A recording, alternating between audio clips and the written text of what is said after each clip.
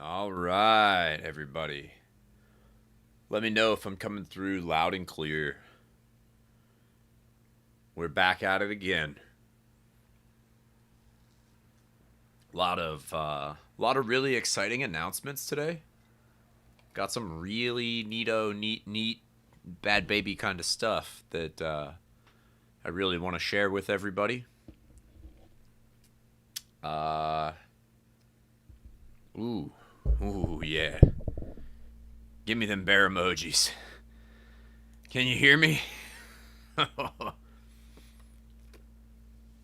Am I doing it? Can I be heard? So, first things first. My first big announcement, guys. This is pretty huge.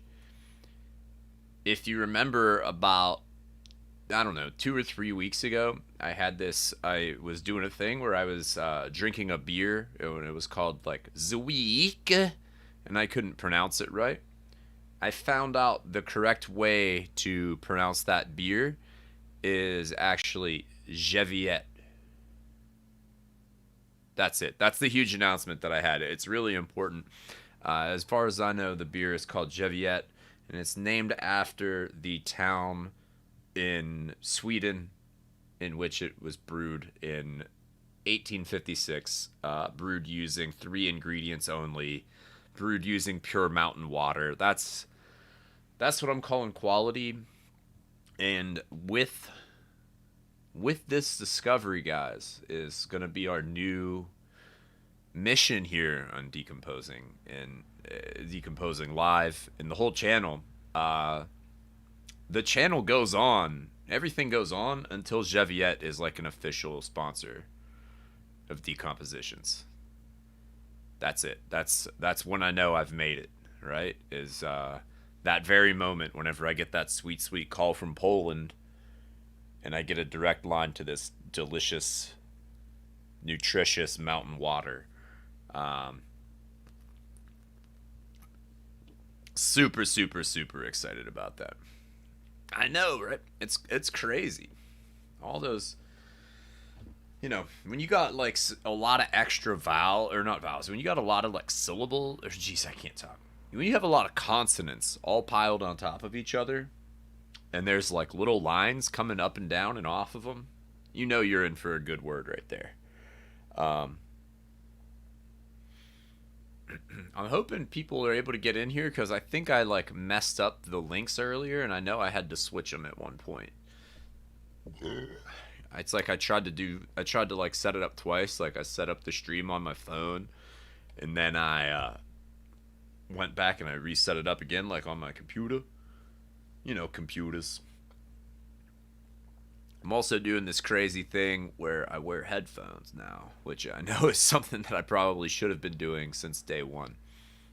Um, because I know I accidentally recorded some double audio the other day whenever I was trying to record some stuff, like in our Lands Above video there, which I thought was kind of fun. I'm excited to do another one of those. Do another we'll do Lands Below capture, and we'll do I got some other games coming up here that I'm pretty excited to do. And there's a bunch of events coming up as well, right? So there's something called Roll20Con that is happening this weekend, I believe. So proceeds and different things from streams will go to um, charities that are that benefit people fighting for racial equality, things like that. Um, so hopefully, maybe some people would tune in or throw some dollars that way. That would be pretty sick. So we got that coming up Sunday, and maybe we'll just live stream the whole of our Lands Below game, which is also going into some Deep Carbon Observatory territory, which is my favorite module, as you guys know. It's talked about every every Decomposing live. We have to talk about it.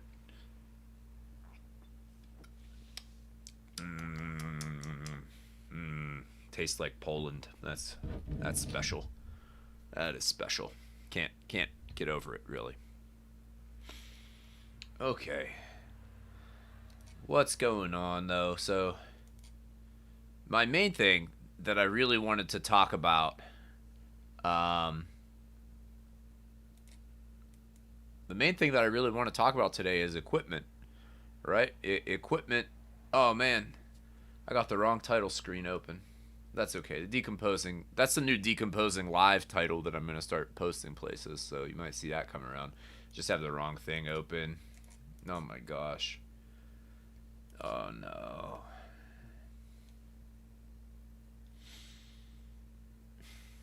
Eh. All right, that's fine. Whatever. Very frustrating. Frustrated at myself here.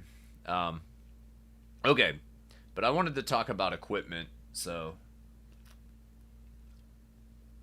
equipment's a weird thing in D&D because it's super important, right? Like if you don't have equipment, you can't really do too much adventure in there, or it's going to be like awkward. People want to have equipment. They want to be able to do cool stuff with their equipment. Um, Oftentimes we see, equipment lets you do stuff that you normally wouldn't really be able to do at all, right? So it's huge in that regard. And then obviously in a fantasy game, you have pretty awesome stuff like magic items, right? And that's sweet sweet dosh, right? Uh, that's usually what a lot of people are adventuring for. I can definitely remember whenever I first started playing D&D, all I wanted to do was get that, like +5 Vorpal greatsword, man. You just adventured till you got the +5 Vorpal greatsword, and then you were like set. You were the hero. You were the main villain of the world, um, or any other combination of things. Like right, like I spent a lot of time just making up crazy magic items, just with the stats in the book. Not I would no longer consider them like good magic items, right? They are all things that boost your stats and stuff. And that's kind of what I want to talk about. Like what makes a good item? How should items be handled? How should carrying items be handled? Um, in D&D, we have this thing where you got to track all your pounds, if you go by that. And I don't really know. I don't know if I've ever played where someone was a really huge stickler about that sort of thing, right? I've maybe heard about it. I don't know if I've ever really played in a game where someone was really super serious about tracking ammo. All this stuff are things that you're supposed to do, and you're just sort of on the honor system, right? And then beyond that, it's just like nobody thinks about it. Anything past that, that's kind of weird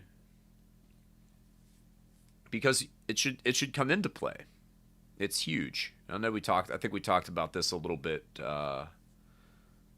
in another one of our sessions, but it really could add a lot to your game. So in like D&D, you have a set amount of weight that you're allowed to carry, and as you add items and stuff, as you start to play dress up, you get heavier and heavier and heavier, and then you start taking penalties for carrying too much stuff. This sort of thing works really great in video games where there's a computer that just tracks all that math for you, all those little pounds and ounces. And in a video game, it can be like super fun to just play dress up, right? Put on the heaviest armor. I'm thinking of Dark Souls, right? You put on the heaviest armor and then you take that roll and you just punch into the ground. It's cool. And then of course there's other great games that handle it in that other sort of way. Good old inventory Tetris, right? Inventory Tetris is it's kind of fun, right? Like it's very frustrating, but it does sort of add something to the game. And it does give you some cool moments where it's like, you feel really good whenever you have that inventory box neatly organized. I think Diablo was probably the first game to do. I have no idea what the first game to do inventory Tetris was, but I know it really came out in Diablo for sure. That's what I always think of whenever I think of that. That and Resident Evil 4 was another one with, very prominent in my mind about inventory Tetris. And I was trying to get something like that going, in some of my games. It's kind of cool. It works out well, but it's still not quite where I want it to be. It still feels like a lot of extra work, a lot of extra bookkeeping. Because what you carry, the things you carry should be an important part of the game, right? Like, there's not a real way for someone to carry every single weapon that they found in the dungeon, right? I know I used to play this character. I used to think it was funny to have a character who literally, like, tried to pick up everything, right? They just wanted to pick up and, like, hoard stuff, which is fun and, like, kind of cute, I guess. But I don't know if that's really, like, lending anything to the game. It's just sort of like, I want to carry a bunch of stuff because I have a high strength score and my backpack says I can hold as much, a ton of stuff.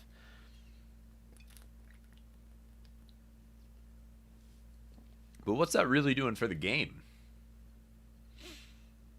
Not a whole lot, I suppose.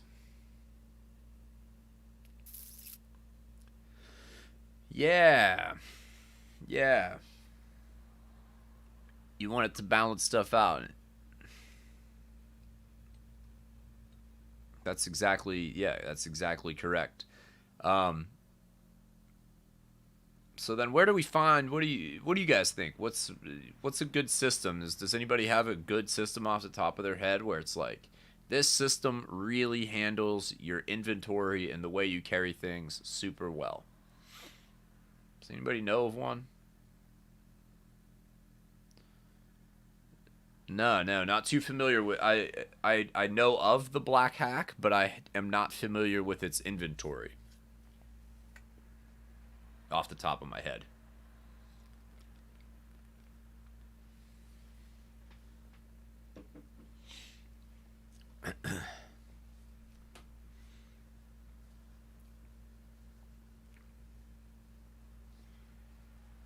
One solution that I've been thinking of that I'm probably going to start messing around with is in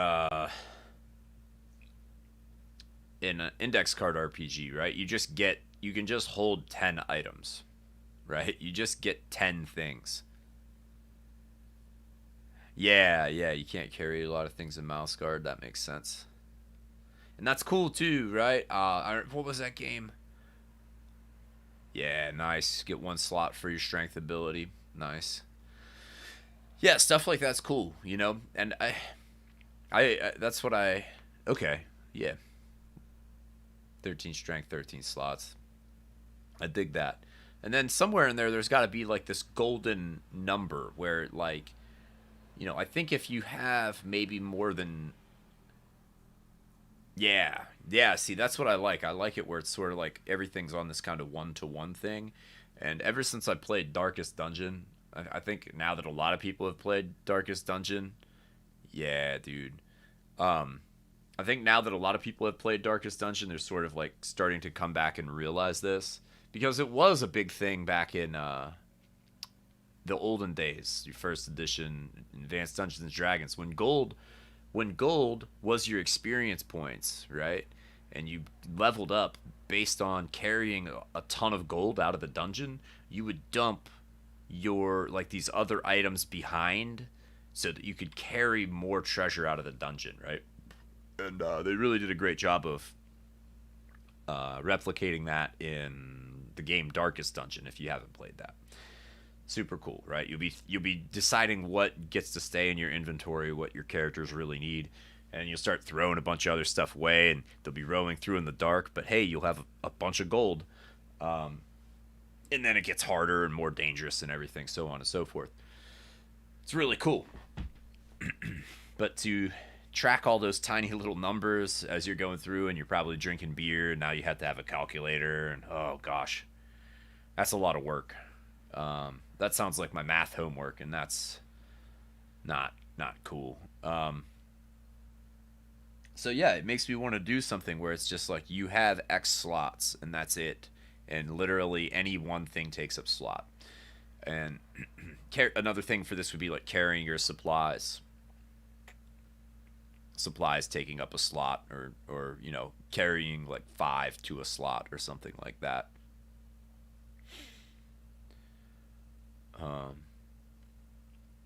And then, of course, that brings us to like magic items, right? And how magic items get represented. So certain items should obviously give you abilities. Um, if you have rope and pythons and climbing equipment, if you have something called climbing equipment, then now you're going to have the power to climb, right? If you have, you know, I'm thinking like Legend of Zelda, right? You get the flippers, and now you can swim in the water, right? Um, there's things like that. But then it's like you want to have the players making these interesting choices about what they're going to take with them. But then I sort of have this problem where it's like if you have just do mundane items like that really just like grant you the power, or like what? You don't want to make a bunch of magic items that are just like floating around out in the world where it's like these are the magic gloves, so now you can dig. You get a dig speed, right? And or I'm trying to think of stuff that's like things that you should just be able to do, right? But then the magic item that you get like lets you do it, but then it's like a super common random thing. So again, like it's like these are the flippers of swimming, and they're gonna let you swim really well. And it's like, well, I should just kind of be able to swim pretty good because my character is like an athletic dude. My character was a sailor or something. He should just be able to swim without flippers or something. So it's like you want to balance out. You want those items to be cool, so people have to pick and choose what they're going to take with them. But then it's like you also don't want it to be where it's like everything is this magic item, because then it takes away from that moment when you do get that +5 Vorpal Greatsword, right? It makes it seem like everything's just kind of like a magic item. I don't know. I hope all that makes sense. I hope I'm not just rambling too hard right now, guys. So, we'll talk about something else. Yeah. Yeah. Dude, Wings Above, man, always just takes whatever nonsense I'm spitting out and then just like condenses it nicely into like 4 words, and I'm like, "Damn, dude. Nailed it." I don't know. I'm going to share this link. I'm going to throw this link out here because I'm thinking that some of the other regulars, like, they might have the wrong link or something. Like I said, I messed them up earlier. There's always got to be at least one technical difficulty per decomposing live at this point. This is just tradition.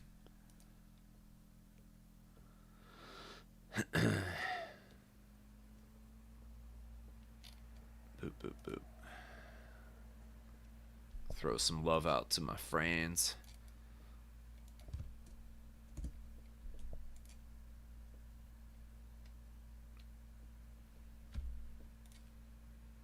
Okay, well, we'll send that to them. Maybe we'll get a couple other people in here. That's okay. Oh man, getting some people on the Podbean too. That's pretty wild.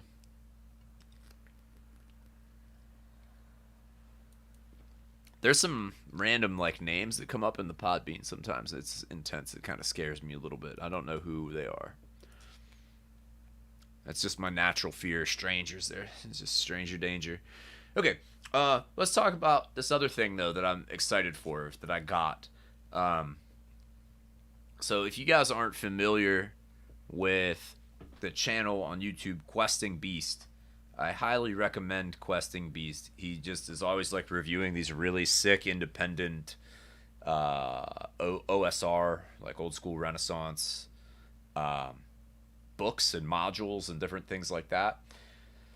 And if you're into that kind of stuff like me and you like these independent people writing games and stuff, definitely check out his channel because he just shows so many awesome books. I've bought like whenever I show up to game and I have like some kind of crazy tiny book that's like black and has like a scary drawing on the front of it, it's usually because I saw it on QuestingBeast.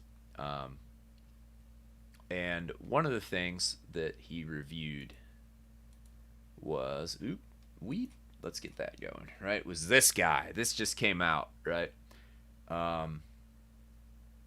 This Neverland a fantasy role playing setting by Andrew Kolb.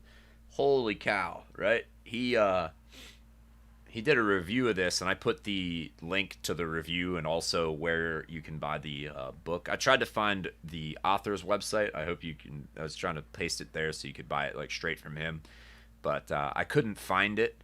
So I think the link is just for some bookstore, you know. But Neverland, right? It's just straight up 100% Neverland, Peter Pan stuff, right? And there's definitely some dark stuff in here. Like it's a little bit grittier. It's not super. It's not like they're going like full Morkborg with this, where they're just trying to make it like black metal inspired and it's like way over the top. It's just kind of like Peter Pan, ramped up a little bit, maybe with like some of that old school kind of fairy tale feel to it. But what was really amazing about this, first of all, is that Mr. Kolb here has done everything for this book, right? He wrote it all, as far as I know. I'll have to check the inside cover again, but he wrote it all, did all the artwork, did all the maps, and it's all really fantastic. This is a hardbound book. It's super super high quality, and it's like really inexpensive for what you're getting. It's like $25, and holy cow, there's a lot in here. So let's zoom in a little bit. I don't actually know how much of this I can like show. I don't want to show a whole bunch of this stuff. It's a hex crawl, right? So going with this idea of adventuring, and we've talked a lot about doing big exploration type games and things like that in the past. You know, you want to run that like a hex crawl. If you're trying to do these big adventures, get your players motivated to go out and do stuff, and they can roam around on this Neverland island. And here, this is really nicely set up, right? We got like this zoomed in little section of the map. You have some possible encounters. You have area effect. I haven't even read too much of this book yet. I literally just got it in the mail earlier. I took it with me to work, and I didn't get a chance to look through it. And there's, over on the one side here, like over here, over on the one side, it shows the hex that you're on, and also like the neighboring hexes for a nice quick reference. Super super super nice book that you're getting for like $25. That's a steal for the quality here. Gold leaf on the cover. There's the whole map, the whole hex scroll part of it. Things to explore there, different creatures, different NPCs that might show up. There's different events that happen throughout the day, and there's like a crazy clock and stuff that you can use. There's different phases of the moon and stuff. And then, of course, right, the main thing here, Peter Pan, right? Peter Pan himself, man, like great artwork too. Look how that's just wonderful. Really nice looking art. Some cool abilities in here. Pan can obviously fly, but he's got cool things that you see him do, like mimicry. Can imitate the voice of anything he hears. I don't know if he actually does that in the Disney movie. There's tons of different versions of Peter Pan at this point, and I've never read the like original old school stuff. I've seen the Disney version like a zillion times. What else? But in the QuestingBeast video, he goes over like a lot more of this stuff in depth. So if you kind of like what you're seeing here, definitely go over, check that out. What else has he got? He's got pipes that'll put you to sleep. If he plays the pipes, he can make you go to sleep. You have to believe in him. I think you have to like believe in him or something. You have to make wisdom saves to attack him, which is kind of cool. Not that you'd want to attack Peter Pan. You probably want to hang out with him. But there's like all the characters in there. There's all the kids, Wendy and stuff like that. There's Captain Hook, and it's a sick adventure. And I'm actually gonna run this in person for my girlfriend and some of her friends. They're all like Disney fans and stuff. So this is really exciting because it's probably gonna be what really gets her into D&D, and that's always cool whenever you can share a game like that. Oh, what's happening? people talking. Try to get some people in here.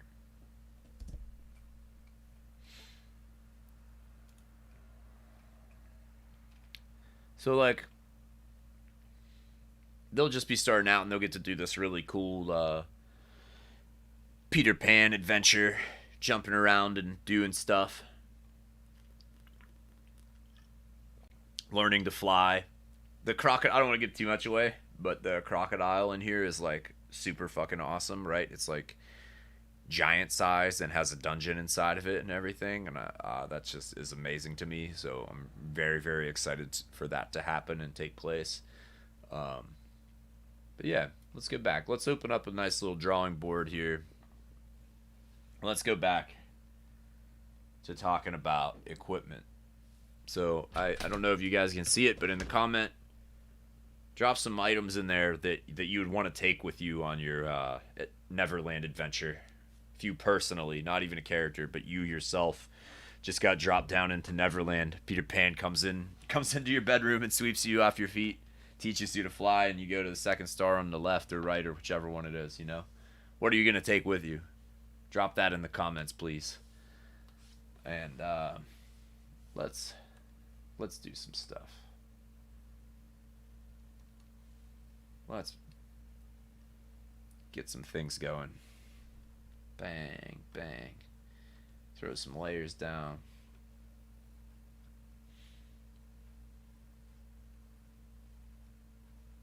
And so this is kind of what we've already been touching upon, but it's like, just like everything else in the game, we want our equipment to help our players or like inform our players on choice making, in my opinion, right? Because that's going to be like the central part. I think that's going to be one of the central things that will always keep the tabletop role-playing game relevant and super, super fun, is just the choices that you make, right? In a video game, all that stuff's all the way scripted out. To some point, it's always going to be like some kind of like choose your own adventure, where it's already formulated. There's only so many different options. You know, even if there's like randomly procedurally generated stuff in the game, you kind of know that, right? But in D&D, when we're at the tabletop, you can always collaborate with your dungeon master, right? You can always work together, or at least you should be able to work together and plan and come up with stuff. Do a little backpack here.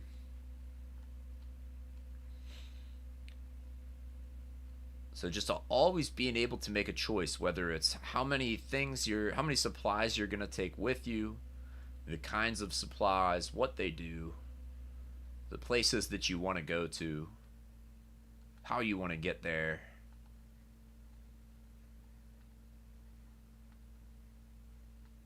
That's kind of the fun part of the game.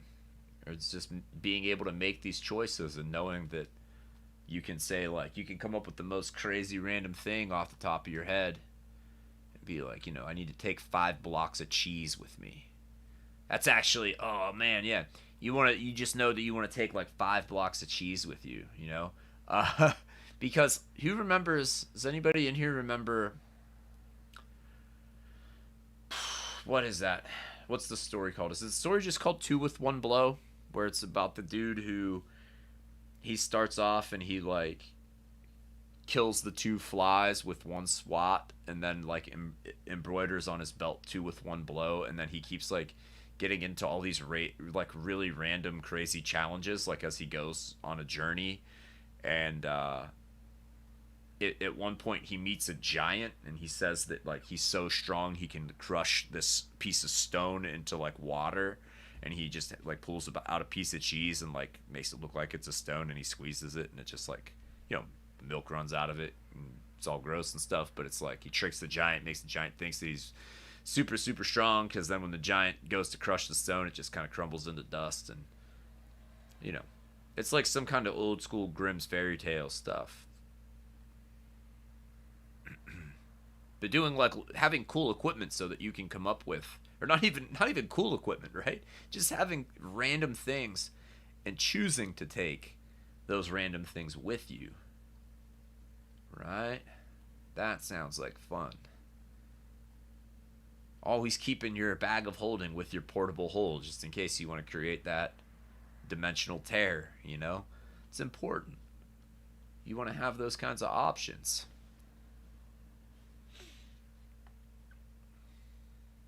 Do like a bedroll. And then there's like bedroll, backpack, bedroll. Bedroll is like one of those things. You gotta have it, but I don't know if it states anywhere like why you really need to have it. I don't know if there's been like rules for. I don't know if there's actual bedroll rules anywhere. There probably should be, you know, like just being able to sleep comfortably.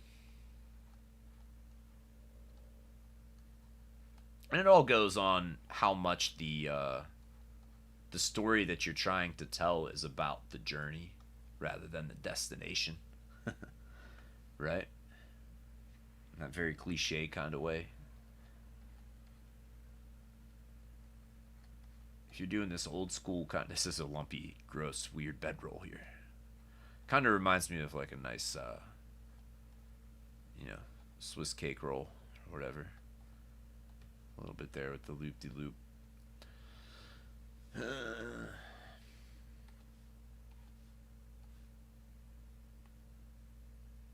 Dude, the brave little tailor. That's 100% what it is. I'm gonna go ahead. I'm gonna reach out on another limb here, and I think I distinctly remember it. I know this was a thing, right? It was called Grimm's Fairy Tale Classics, and there were some episodes up on YouTube. It's been a long time since I looked, and I'm pretty sure Akira Toriyama did like a lot of the character design for it. I could be wrong. It might not have been Akira Toriyama, but um, somebody pretty famous, right? And I'm pretty sure one of the episodes is Brave Little Tailor, and I have very like vivid memories of watching that show. And there was like a Rumpelstiltskin one. This show was sick because it was all these great. It was Grimm's Fairy Tale Classics. You know, it was all these classic fairy tales, and that stuff is messed up. Um, there's like the golden. There's one about like a goose that lays like the golden eggs and stuff. There's one with like the shoot, I can't remember. There's a bunch. Yeah, and exactly, right? You definitely need a bedroll. Like you know why you need a bedroll. Like in real life, you know that it's important. It's definitely like important to not freeze. But then there's not really mechanics for it, you know?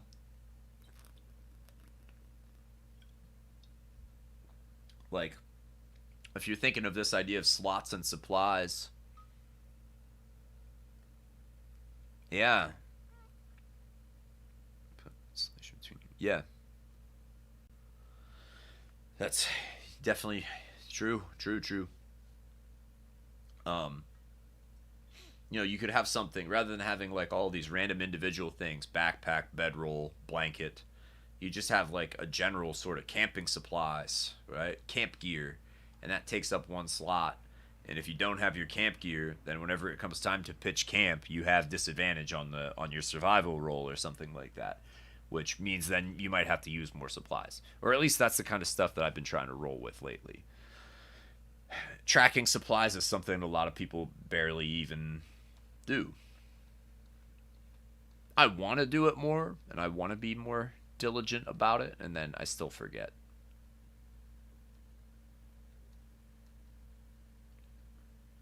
But I sort of like this idea of supplies. I'm not sure when the last time I said this was, but this idea of supplies being like exploration hit points, right?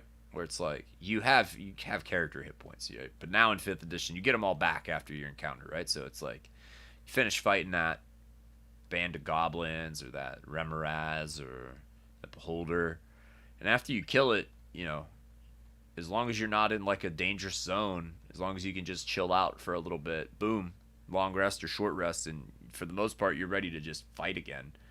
Um, so your character's hit points don't really make that huge of a difference. But what is definitely very harsh in fifth edition are the rules for exhaustion. Right? You can only have 6 levels of exhaustion, and then you're just dead. So doing things that challenge your comfort and your ability to rest, like tracking supplies and saying that if you don't expend enough supplies, then you know, take levels of exhaustion, definitely can become a really interesting threat to your characters. And then, you know, if you're tracking supplies and maybe you have that dude who wants to carry all those weapons, he wants, you know, a sword, a shield, a polearm, and a crossbow, and 6 daggers, and a hand axe, and a whip, right? Just has all these weapons on him and then doesn't have any room for supplies. He's got to make that choice now, right? And that's what we want. We want the players making choices.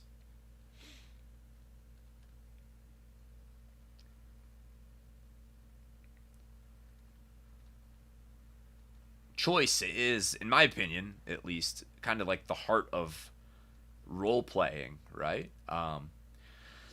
We think a lot about role playing as just the acting, you know, doing funny voices and acting like our character, and you know, having them, you're playing the bard and you want to act like that cool charmer guy doing funny stuff at the bar and tricking people and, you know, gambling, losing all the party's money.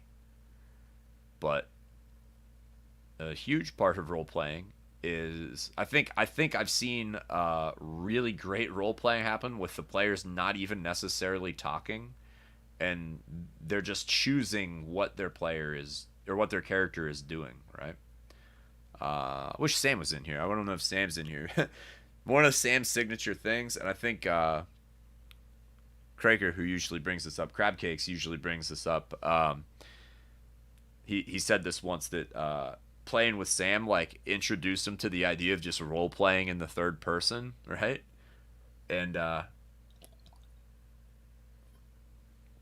if you've never role played from the third person,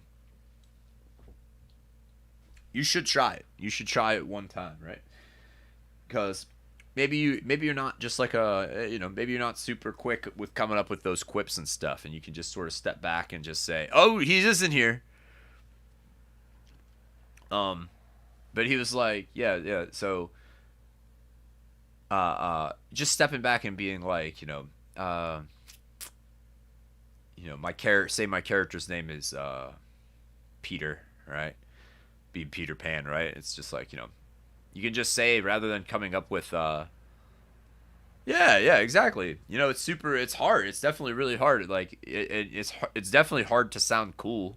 Like I say stuff all the time, and every once in a while I get really lucky and I say something that sounds like something somebody might actually say, or it sounds like something that somebody might say in like a play, at least.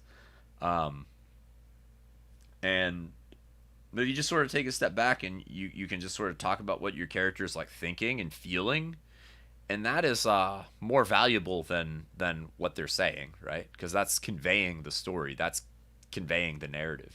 If I'm like, Peter feels really nervous about this because he's never really gone out on a lot of he's never really left the area where he's from before, so he's really nervous about going out and joining up with this band, so he might hang back a little bit.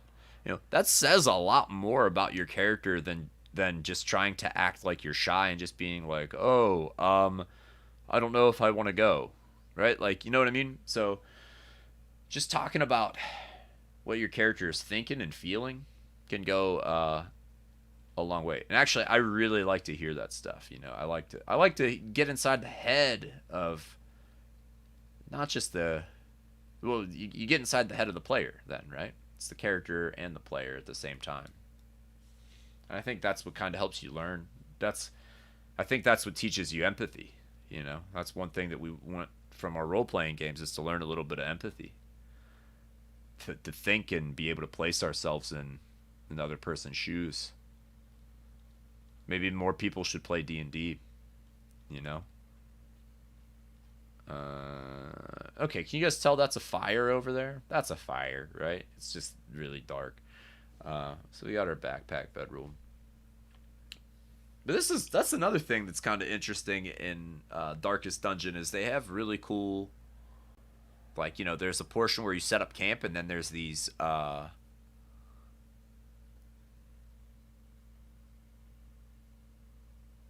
yeah, man. Um, and then you get to take these like camp actions where you get to heal people and like boost up their sanity and that sort of stuff.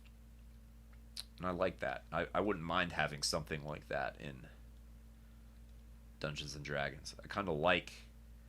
I like that gamey approach where there's phases of the game and it's like you know what phase you're in.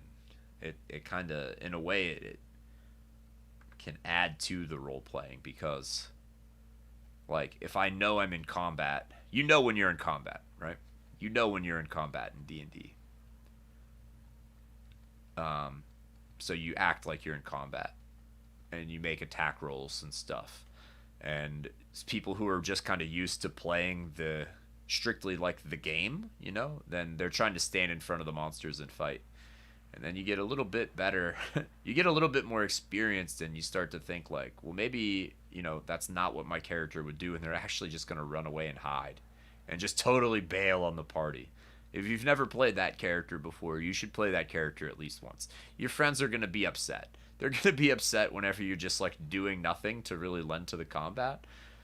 But you should play that coward one time for sure. That dude who wants nothing to do with combat and literally wants to run away and hide.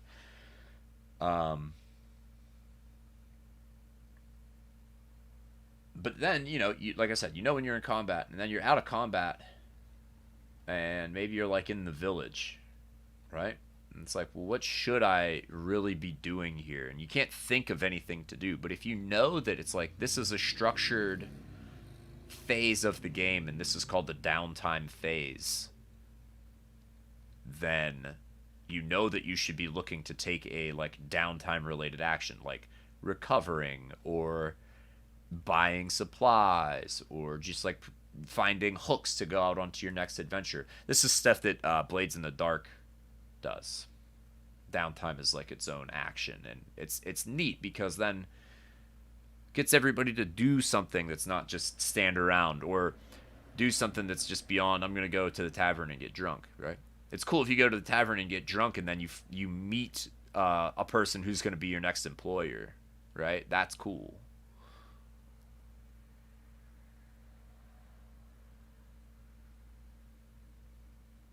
Yeah, that's another really important part too.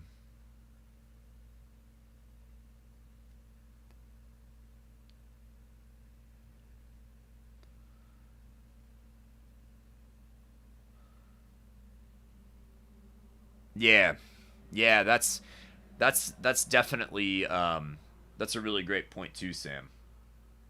Yeah, you get some people who do get kind of strict. I've probably done that.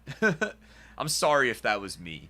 I'm sure that I went through that phase at one point. I know that for a very long time I was definitely like I need everybody to always I want everybody to speak in character, and we definitely did that a lot more whenever we were like younger.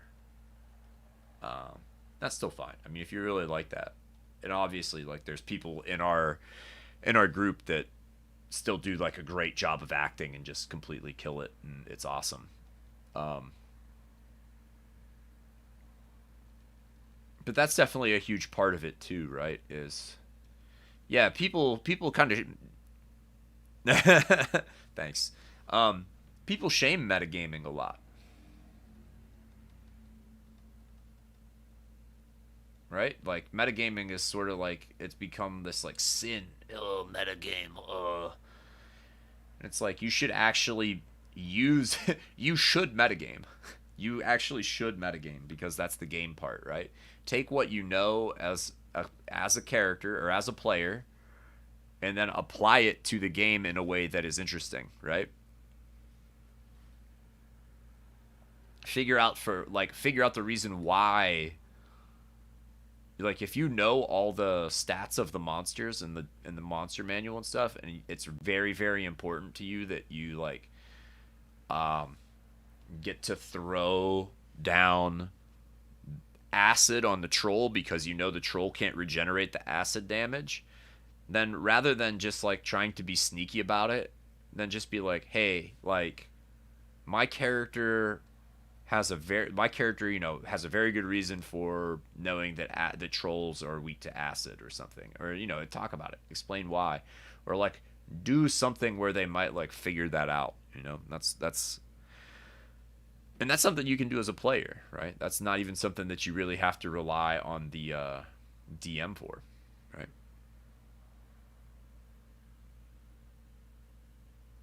Yeah. Yeah. Yeah, collaboration, right? Collaboration, but on the part of the players, right?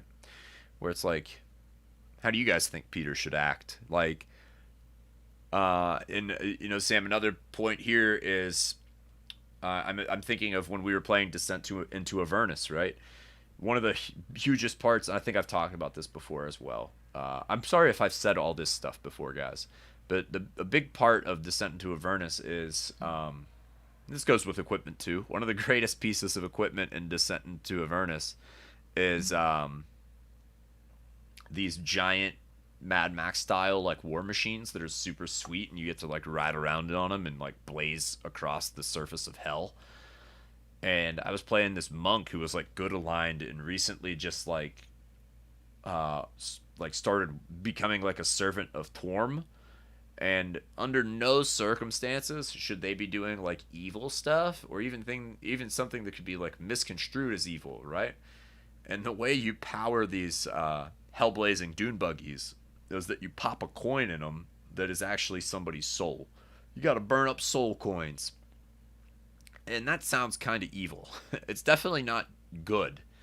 But at the same time, it's like, dude, this is like a whole huge part of the game. If we don't get to ride around on these like sweet ass hell carts, like what are we even doing, So it was just kind of like, yeah, that's 100% correct, and our DM was cool about it, and it worked out fine. It's also somebody that we know and game with all the time, so it's like we can kind of just let it fly. It just makes sense, enjoy the game. Don't think about it too hard, and just like let it roll. Maybe there'll be consequences for that stuff later on too that I don't even know about. Could come up later. Check the Podbean, see if anybody's in here. People in the Podbean. Super cool.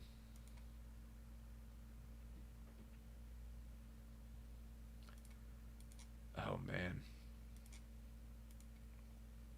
I did this other crazy thing too where I should have done this a long time ago. But I just started being much more active on the I blast Death Heaven to my miniatures, drink Sunkist and throw dice all day Facebook, which is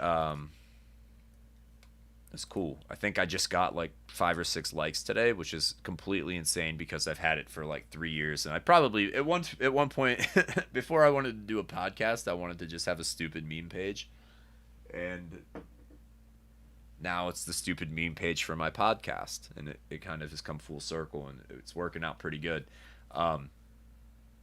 So I started liking stuff with that, and now people are like in return liking that page, which is like crazy because I've had it for so long, and it's like really random to see notifications for it pop up.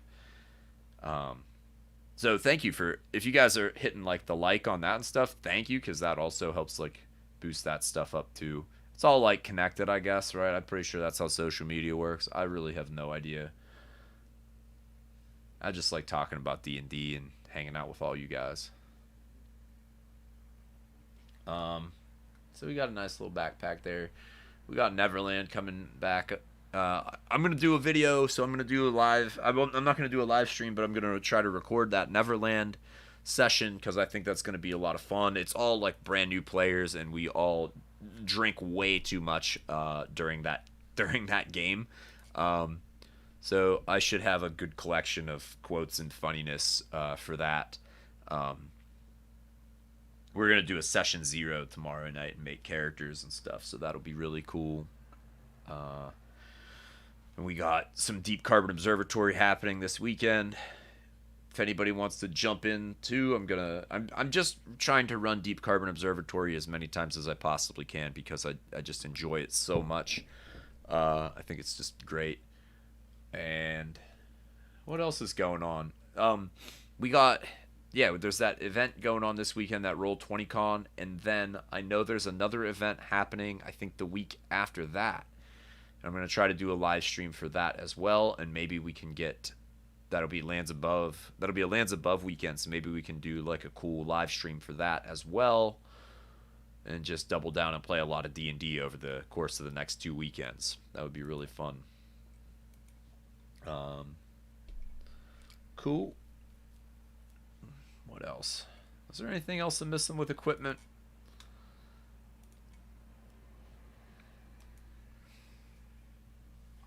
Yeah, man.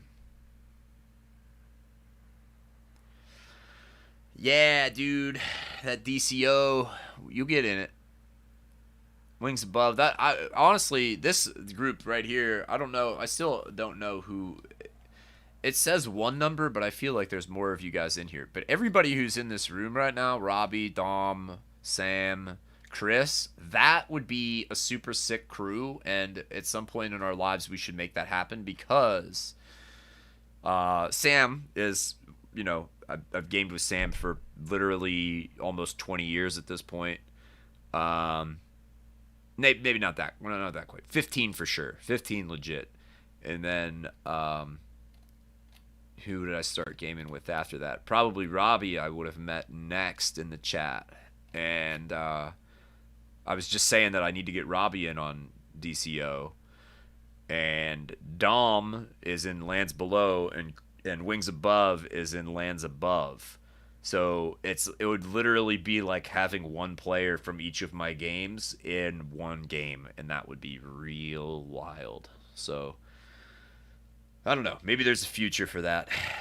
Maybe if we keep doing crazy stuff, we'll like break off into an alternate timeline, and we'll have like, the lands between. Ooh, guys, I really like the sound of that. Actually, I just said it. But the lands between. Ooh, it sounds dirty. It sounds real nice. I like it.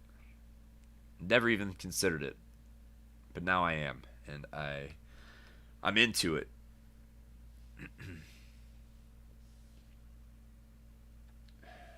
Let's see. Is there anything else? Is there something else I can show you guys that's cool? One thing I am doing, I'll show you. There's just no context for this right now, but this is a room. This is a room I'm working on here, guys, and this is in the observatory, so I'm trying to revamp some maps here, right? There's these statues, and then this is like tiered, right? So you're looking down into this zone, and it goes up, and it's like terraced, and there's these statues on each floor. Don't want to talk about this too much. Don't want to give anything away. It's a ways for anybody. You might not remember this picture until you see it again, and then you'd be like, oh no, we talked about this briefly once. I saw this like it was in a dream, and it'll come rushing back to you, and then that'll be it. And then you'll leave the room and you'll go on to the next room. Oh man, there's Neverland again. I think everybody's gonna crash land in Neverland. I think that's how they're gonna get there. They're gonna like crash land on a dirigible. Man, they're gonna do like some cool Survivor style stuff for a little bit and try to carve out the area. And maybe I will just try and do it like a straight up hex crawl. I think that's a lot for new players. But whatever, it'll be fun. There's something else I was gonna say. Don't know. A lot of games coming up though, and looking forward to seeing everybody playing with you guys. And yeah. Does anybody have anything else? Anything else they want to talk about for the last 4 minutes? For 4 minutes before we go. Yeah. I don't want to do I don't want to do an airplane. I think it's definitely going to be like a dirigible though. But yeah, straight up like in Lost, right? So,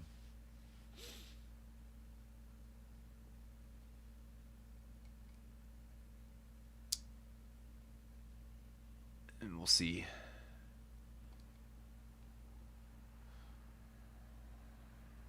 If you haven't yet, throw in like a comment about things that you'd want to take with you, some items that you would want to have with you in Neverland, or if you completely. Oh, hold on. There we go. And then check out that QuestingBeast video. It's pretty sweet. I really like his channel because it's kind of cut and dry, right? But it's cool that way. Like he's not trying to be funny. He's not trying to be like, he's not even he doesn't really give like bad reviews, but it's like it's cut and dry, It's not like he's like, this is the best book ever. It's so sweet and you gotta have it. You're only a real dungeon master if you use this book. Like he's not doing stuff like that. He's just like, this book has really nice text. This book has a quality stitch binding and is hardcover and is very durable. Like super cool.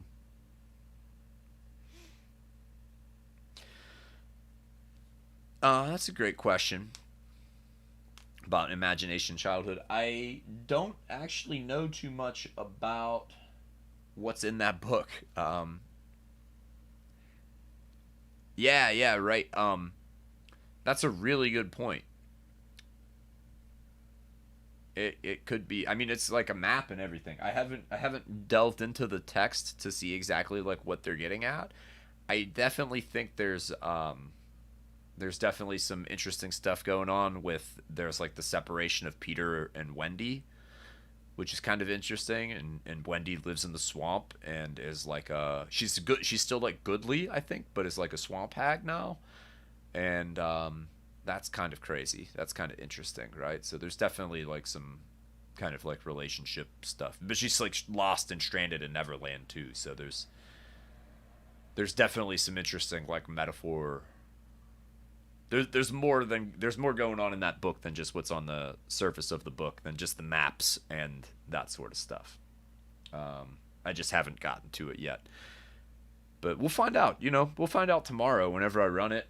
We'll find out more about it, and I'll do some updates and some reports on it as we dig into that. All right, gang, and thanks so much for tuning in for number 8. That was a lot of fun. I don't know if we answered any real questions about equipment, and I'm very excited. I hope we get a lot of O'Brien fans and Have Heart fans, people who really enjoy the book, The Things We Carry, and also the Have Heart album, The Things We Carry. I know I do. And